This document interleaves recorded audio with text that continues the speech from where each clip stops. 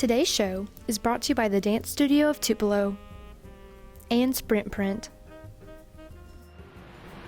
This week on WTHS, we're looking at what CTE classes are doing to spread breast cancer awareness and checking in on a student here at the high school whose dedication and spirit has greatly impacted our school.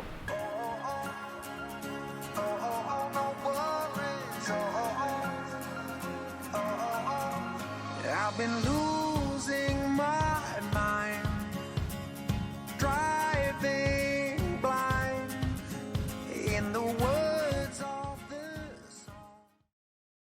Welcome back to this week's edition of WTHS News. I'm Meri Wolfe.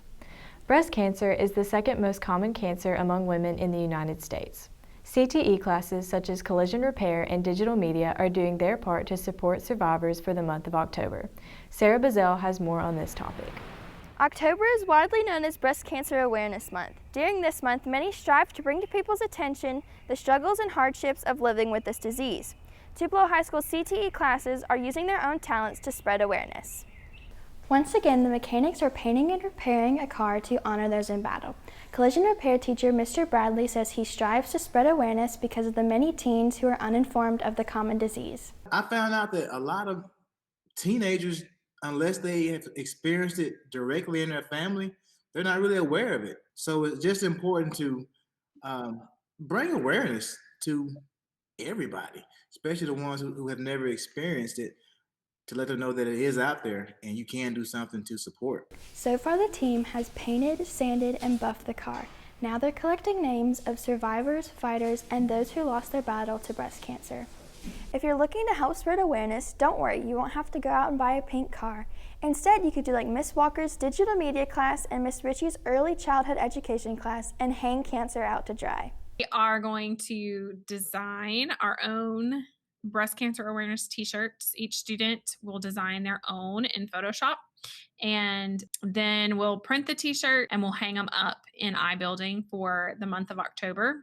And we're also going to partner with the early childhood education class with Miss Ritchie students, and we're going to help them design their own t-shirts as well. Second-year digital media student Damon Woods says he believes anyone can make a big impact no matter how small. It's a very common thing for a lot of women, and when you spread awareness for something, it can only get better. When I see my design, I'm pretty proud. I like seeing things I make.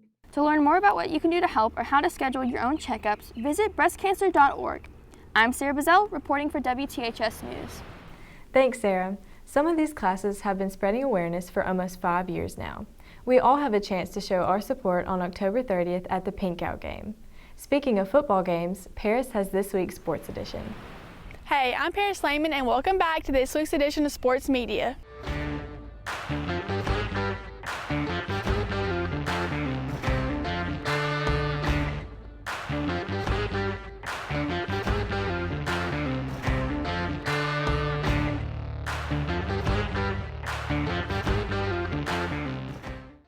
This week, our volleyball team had two tough matches against division opponent Lewisburg. The team defeated Lewisburg at home on Monday, beating them in 3 sets, with Mallory Peters having 29 assists, Maggie Griggs, who had 16 kills, and Kelsey Burt, who was a defensive presence at the net during the game. Then on Tuesday, the team traveled to Lewisburg, where they could not come out with a win. Our Ladeway volleyball team will finish up the 2020-2021 season tonight against Regent School of Oxford. Over a year ago, one of our very own on the football team suffered a major leg injury. I got to speak with Trey Hall earlier this month. As an athlete, you never think that you might not be able to play the sport you love one last time. But for Trey Hall, it's been a little different. On September 6, 2019, he suffered a broken leg that led to surgery and many complications. As Trey battled this gruesome injury, all his family and mom could do was pray for him and be strong. I didn't think he was injured. I thought he might have had a cramp. But once I got down to that football field and seen my son and everything, all I could do was pray and everything, which I started crying and everything. But like I said, all I could do was pray.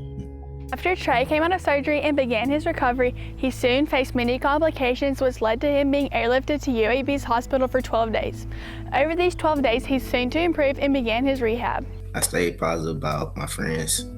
After the surgery, they texted me checking on me and saying that I was going to be all right. My mother by my side and family and friends.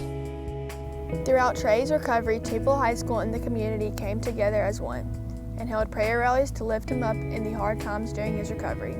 Because this type of injury is a game changer when it comes to how Trey and his family live their daily lives. With him going through all that, it just turned my world upside down. With this being Trey's senior year, overcoming this injury is something that was a no-brainer to him, so he could be on the field in no time.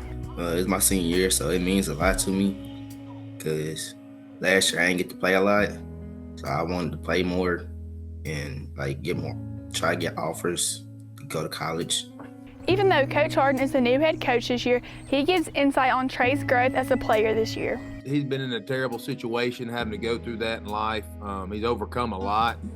I didn't really get to know him last year since I wasn't here coaching, but I did keep up with his story. I was familiar with it. I know it was something tragic, life changing, and he's persistent that he wants to be on that field playing no matter, what shape he's in. Even with it being more than a year later, Trey is more than ready to get back on the field for his senior season.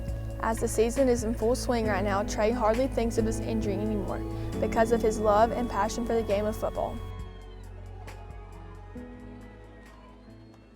The next football game is supposed to be against the South Haven Chargers, but they have to quarantine. So the next time you'll see Trey and his teammates will be against Lewisburg on October 16th.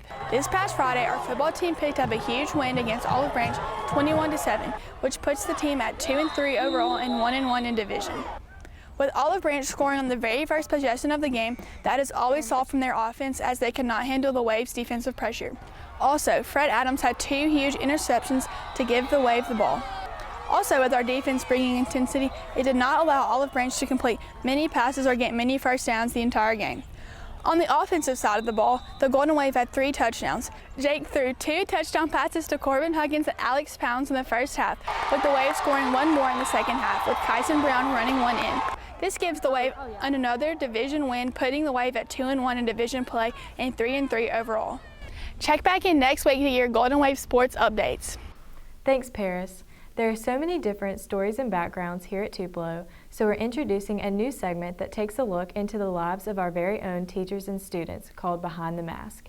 Alexis Leasy introduces us to senior cheerleader Samarius Walker. For your Tupelo Golden! When you think of football games, what comes to mind? Is it the pom-poms or Friday night lights? For many, it's senior cheerleader Samarius Walker. He's an inspiration to others and loves to support his school. He started showing his passion for cheerleading at a very young age. I started cheer, actually. First, I started gymnastics first and second grade. And then as time moved by, I once got bored with gymnastics. And so I wanted to try something different. So I know my friend did cheer. I went to practice with her one night. And the coach, he was like, "Can you tumble?" And I was like, "Yes, I can tumble." And so I joined the team. And after that first practice, I quit gymnastics. And I just fell in love with cheer. He says shaping his eyebrows and being with his team gets him pumped up for school events. My favorite thing about THS is the cheerleading team, obviously. No, I'm just playing. I love the cheerleading team so much, y'all. Like, everyone on the team is so loving, so welcoming, so accepting. And that's what this school and that's what this world needs, more accepting people, more people who's like positive, stay positive, whatever, the simple fact that some of my best years, some of my best moments has been spent at this school. So I really love that school for that. It's important to me because, people like in the sports industry, like playing football, whether it be band, football, everything, everything is something that needs support. His favorite cheer is for more. He even taught me how to do one of the Tupelo cheers. 1, we are the way to. In the future, Samarius plans to share his bright and loving energy in the dentistry field. My career of choice will have to be, I love teeth so much, so I will have to be a dentist. I love teeth so much, y'all. I've been thinking about that for the longest time. He also dreams to be a part of the Navarro cheer team in Texas. I love Navarro cheer, and I feel like that college cheer is like the next level. And I say this because they're advanced, like their technique and all the competitiveness is so good. I love my school. I love my cheerleading team. I love my coaches. And go Wave. I'm Alexis Leasy, WTHS News. Thanks, Alexis. Stay tuned for more Behind the Mask segments coming soon. That's all we have for this week. Be sure to follow us on Twitter and Instagram and subscribe to our new YouTube channel. Thank you so much for watching this week's edition of WTHS News, and have a great fall break.